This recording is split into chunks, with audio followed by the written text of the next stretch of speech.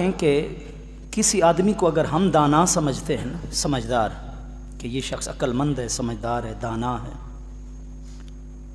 اور اس کے بارے میں کسی فضول کام کی ہمیں خبر ملے، ہم آسانی سے اس کی تصدیق نہیں کرتے۔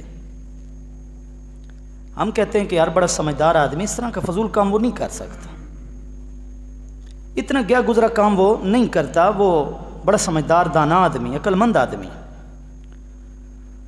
یہ ایک انسان کی رائے ہے دوسرے انسان کے بارے میں کہ عقل مند آدمی کا کوئی بھی کام بے عقلی والا نہیں ہوتا، گیا گزرا نہیں ہوتا، فضول نہیں ہوتا، بلکہ اس میں کوئی نہ کوئی حکمت ہوتی ہے، کوئی نہ کوئی راز ہوتا ہے، کوئی نہ کوئی اس میں چھپی ہوئی دانائی ہوتی ہے۔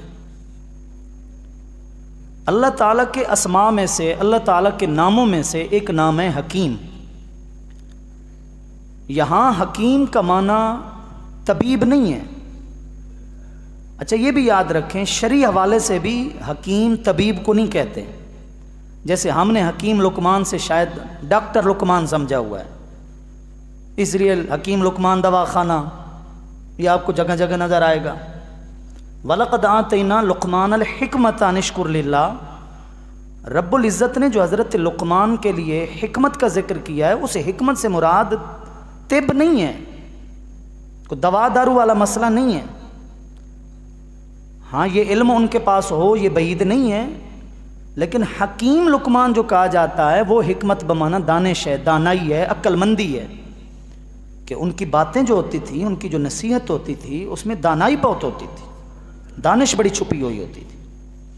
تو اللہ تعالیٰ کا بھی جو نام حکیم ہے، یہ بمعنی طبیب نہیں ہے، علاج معالجہ کرنے والا، بلکہ مطلب یہ ہے کہ اس کی کاریگری میں، اس کی تخلیقات میں، اس کی پیدا کردہ اشیاء میں کوئی بھی ایسی چیز نہیں ہے جس میں حکمت نہ ہو، جس میں کوئی راز قدرت نہ ہو۔ اس نے بڑی سے بڑی کہکشاں کو پیدا کیا، جس کے کناروں تک، جس کی انتہاؤں تک پہنچنا انسان کے بس میں نہیں ہے، یا اس نے کوئی رئی کے دانے کے برابر، برسیم کے دانے کے برابر، الائچی کے دانے کے برابر کوئی چھوٹے سے چھوٹا ذرہ بھی بنایا ہے، تو بھی اس کے بنانے میں کوئی نہ کوئی راز ضرور ہے، حکمت ضرور ہے۔ اس کے حکیم ہونے کا مطلب یہ ہے کہ فعل الحکیم لا یخلو عن الحکمہ، کہ حکمت والے کا کوئی بھی کام کبھی دانائی سے خالی نہیں ہوتا، کوئی نہ کوئی اس میں راز ضرور ہوتا ہے۔ وہ چیزیں جن کو ہم سراسر نقصان دہ سمجھتے ہیں، مضر سمجھتے ہیں، ہمیں نہیں ہے پتہ کہ اللہ رب العزت نے اس میں نفع کے کتنے پہلو رکھ دیے ہیں۔ اب تو ادویات کے اندر بھی بڑی ترقی ہو چکی ہے، اب تو سرچ کے اندر بھی تحقیقات کا میدان بھی یوں سمجھے بڑا وسیع ہو چکا ہے۔ جانور ہیں، پرند ہیں، حشرات الارض، کیڑے مکوڑے ہیں، ان کے اوپر کی جانے والی جدید سے جدید تحقیق ہمارے سامنے ہے۔ لیکن آج سے تقریباً 1000 سال پہلے یوں سمجھیے، لکھی ہوئی کتابوں کے اندر یہ مثالیں موجود ہیں۔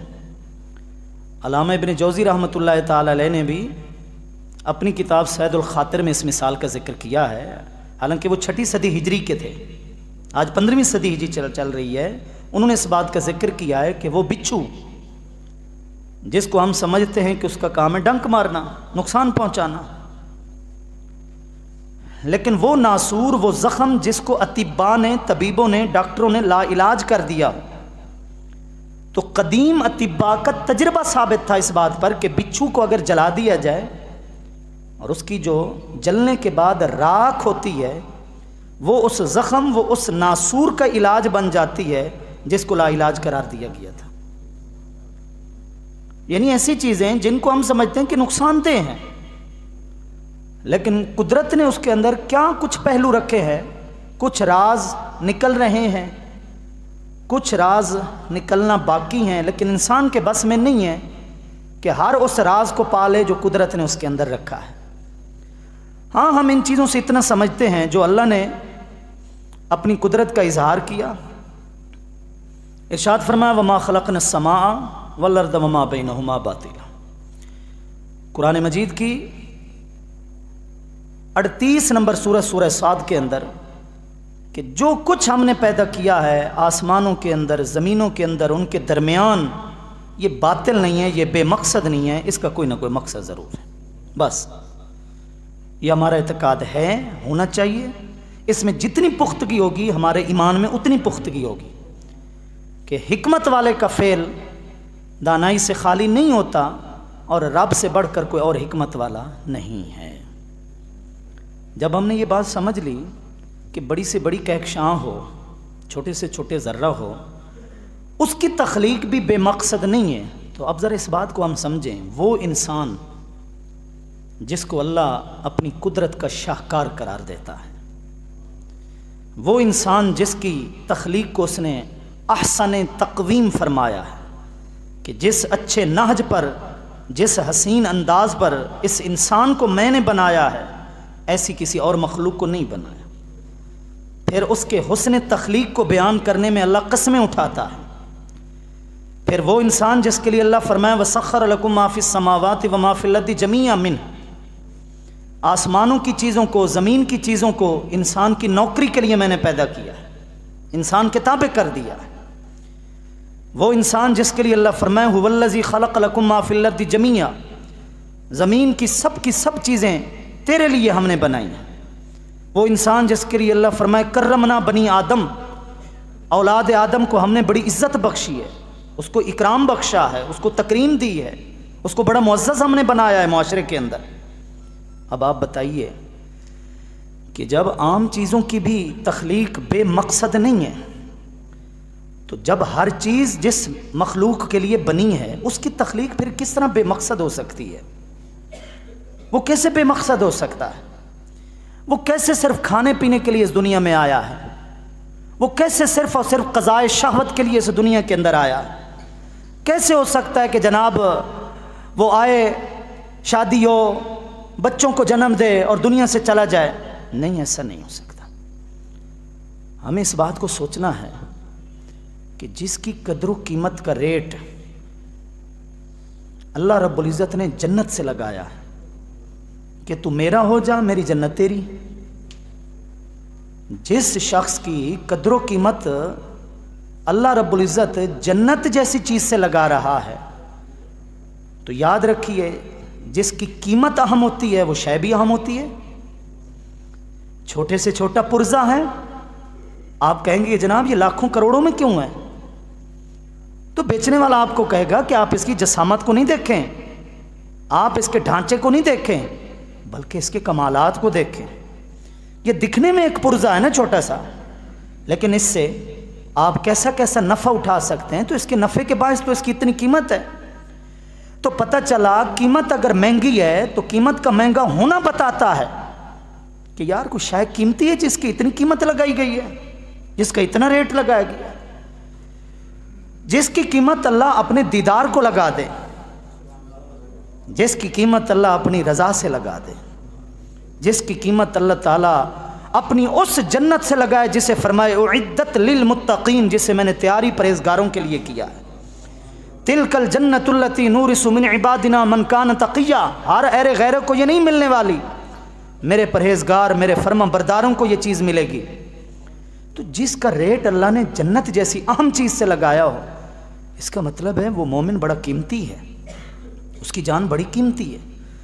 یہی وجہ ہے کہ حضرت امام جعفر صادق رضی اللہ تعالیٰ عنہ فرمایا کرتے تھے کہ اگر میں زندگی کے لمحے ضائع کر دوں تو یہ ایسے ہی ہوگا کبیع الیاقوت بالحصا۔ پھر سنیں، کبیع الیاقوت بالحصا، جیسے کوئی شخص یاقوت و مرجان جیسے قیمتی موتی دے دے کسی کو اور عوض کے اندر ٹھکریاں لے لیں۔ بے وقوفی ہوگا نا، وہ احمق ہوگا نا جو یاقوت و مرجان جیسے نایاب اور قیمتی بے مثال موتی دے کر بدلے میں کیا لے رہا ہے؟ ٹھیکریاں لے رہا ہے۔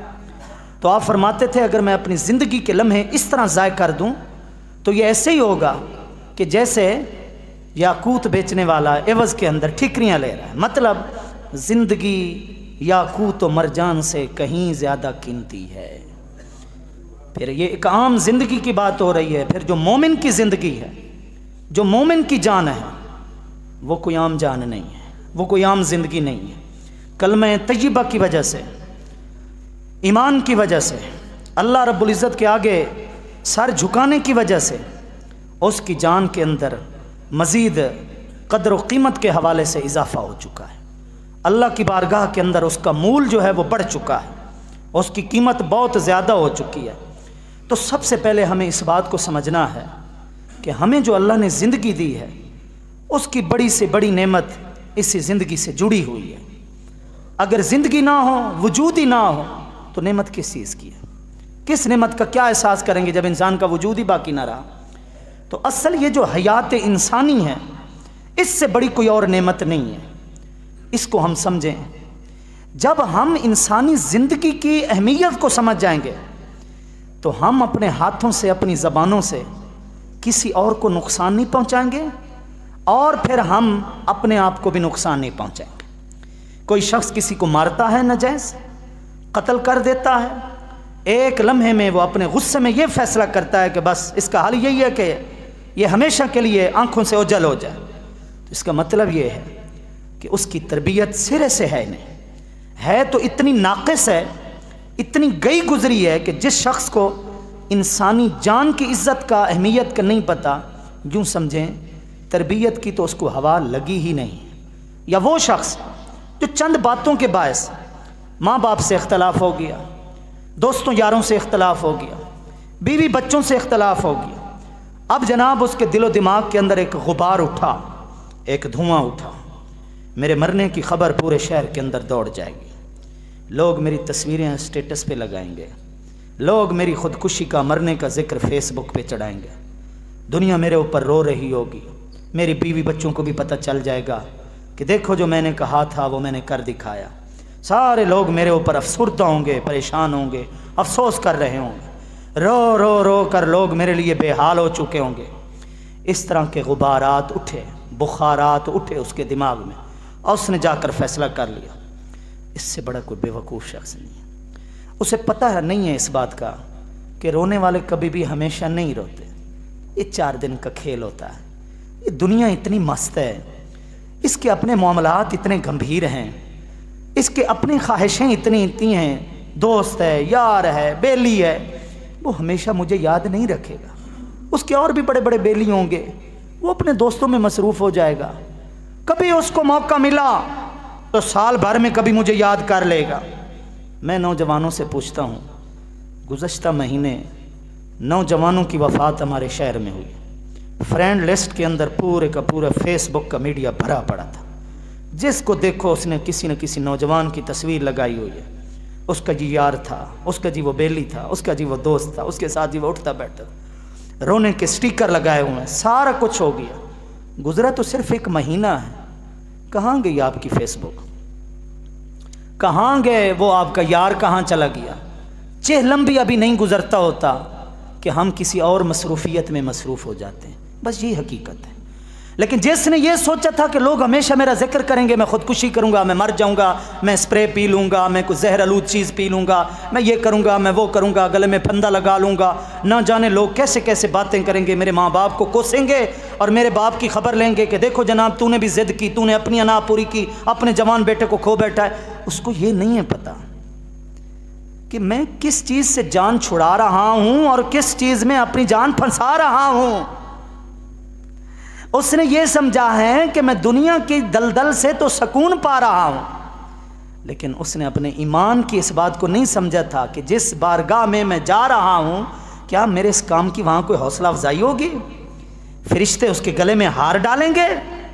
عالم برزخ کے اندر اسے کوئی خصوصی نام و اکرام دیا جائے گا؟ اسے اعزاز بخشا جائے گا کہ تو خودکشی کر کے آ رہا ہے؟ رسالت مآب صلی اللہ تعالی علیہ وآلہ وسلم نے ارشاد فرمایا، الذی یخنق نفسہ یخنقها فی النار والذی یطعنها فی النار۔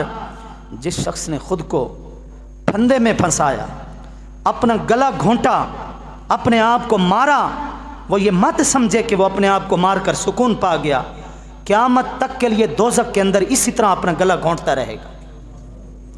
فرمایا جس نے اپنے آپ کو نیزے سے مارا، کوئی ایسی خاردار چیز، کوئی مارنے والا آلہ جسے چبھو کر اس نے اپنے آپ کی جان لے لی، وہ یہ مت سمجھے کہ یہ تو 5 منٹ کا کھیل تھا اور میری روح نکل گئی تو بظاہر تو میں نے سکون پا لیا ہے، دنیا سے میں نکل گیا ہوں۔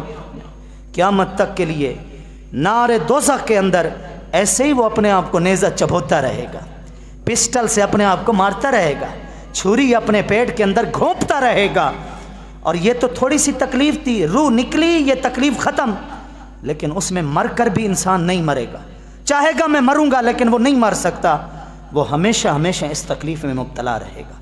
جس مسلمان نے حضور کی یہ حدیث سنی ہوئی ہو، کیا اسے احساس نہیں ہے کہ میں اس تکلیف کو تکلیف محسوس کر رہا ہوں اور اس تکلیف کو تکلیف محسوس نہیں کر رہا؟ اپنے اوپر پٹرول چھڑک کر، مٹی کا تیل چھڑک کر خود کو آگ لگانے والے لوگ بہت بڑا بظاہر فیصلہ کرتے ہیں، خود سوزی جس کو کہا جاتا ہے، 10 منٹ کا کھیل ہوتا ہے یار، اس کے بعد روح نکل جاتی ہے تڑپ تڑپ کر۔ کسی نے جہنم کی آگ کا کبھی اندازہ لگایا ہے؟ حضرت امام زین العابدین کے گھر کو آگ لگی، میں ان کے موضوع پر پورا خطبہ آپ کو سنا چکا ہوں محرم کے اندر۔ ان کے گھر میں آگ لگی تھی، حضرت امام زین العابدین کے گھر میں وویلا مچا، لوگوں نے آواز لگائی، آپ عبادت کے اندر مصروف تھے۔ جب آپ اپنی عبادت سے فارغ ہوئے تو لوگوں نے کہا حضور آپ تک ہماری آواز نہیں پہنچی تھی، آپ کے گھر میں آگ لگ گئی تھی کسی نہ کسی وجہ سے۔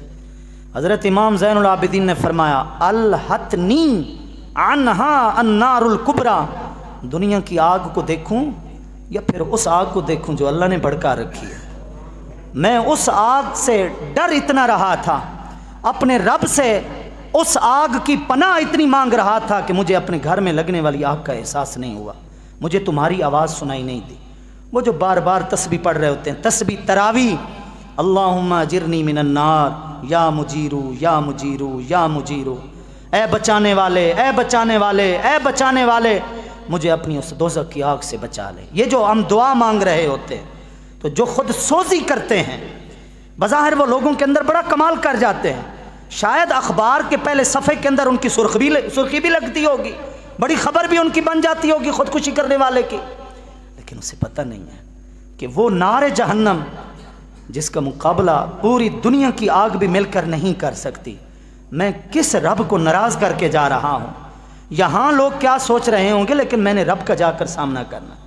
اس لیے میں نے عرض کی کہ کوئی کسی کو مارتا ہے تو اس لیے کہ اس کے دل و دماغ کے اندر انسانی جان کی حرمت نہیں، اور اگر کوئی خود کو مارتا ہے، خود کشی کرتا ہے، تو اس کے دل و دماغ کے اندر بھی اپنی جان کی حرمت نہیں ہے، اسے پتہ نہیں ہے کہ میرے رب نے میرے پاس یہ امانت رکھی۔